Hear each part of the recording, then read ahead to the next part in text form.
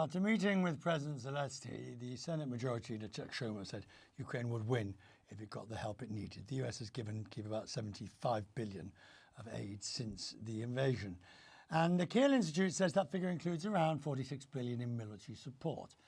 A growing number of Americans think the US has done enough. A recent survey showed only 45% of Americans wanted Congress to send more money. That's down from 62% shortly after the invasion. The Democrat Gerry Connolly serves on the House Foreign Affairs Committee. He joins me now from Washington. Congressman, thank you for your time, of course. My pleasure.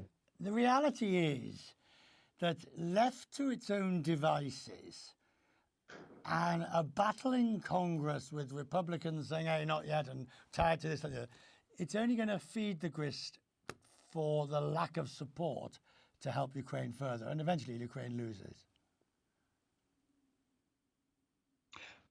I think it's imperative the United States and our allies stay in solidarity with Ukraine to the end.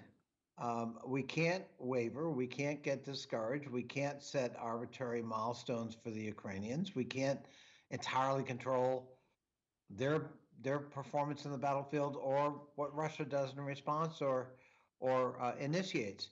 We've got to stand with Ukraine to see this through, right. And I believe that passionately. Right, but your Republican counterparts want to tie the aid to the southern border or whatever else it might be, and seem prepared to accept there'll be no aid for Ukraine unless they get what they want. This is a growing and disturbing pattern on the part of my Republican counterparts. Remember, they also tied Israeli military assistance in the supplemental to an unrelated domestic issue, namely the budget and financing of the Internal Revenue Service. What does that have to do with the Hamas attack on October 7th and the need to resupply Israel? Nothing. Likewise, Ukraine. What does securing our southern border have to do with this life and death existential struggle in Central Europe? Right, I get your point. I get your point, but let me put this in a moment of reality.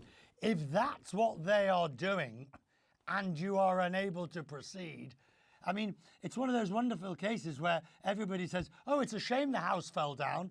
But nobody really looks at, well, that's because he didn't paint it and he took away the foundations. Meanwhile, everybody complains afterwards when Ukraine has lost.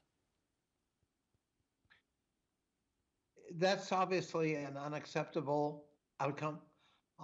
And President Biden has indicated he's willing to make reasonable concessions on the border if that's what it takes to secure ongoing military and economic assistance to Ukraine. I obviously would follow his lead.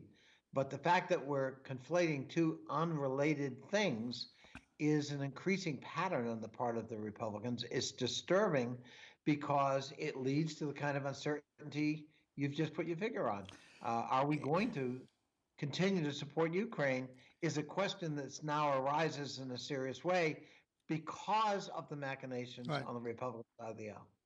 I'll preface my question with, A, I'm a US citizen, and B, I've lived in and out of the United States most of my adult life.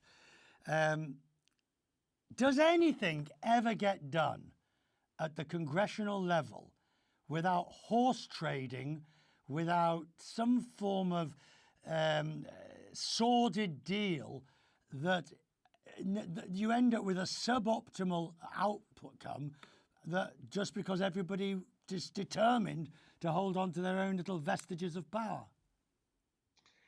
Well, it's a time-honored tradition, this sort of horse trading in American politics. That's true. But the answer to your question is yes, we can also do it without that, especially the sordid part. If you look at the last Congress, just a year ago, it was one of the most productive Congresses in American history. We passed far-looking visionary legislation on infrastructure investments, far-looking visionary legislation on the environment, far-looking visionary legislation and foreign policy, including aid to Ukraine. We were able to put together those coalitions with a very narrow majority, a majority no bigger than the one the Republicans now enjoy. And yet we got a lot done. So it can be done. Horse trading is part of the process, but it need not always be part of the process, and it certainly need not be sorted. Congressman, I'm grateful. Thank you for your time today. Thank you. My, my pleasure. Thank you.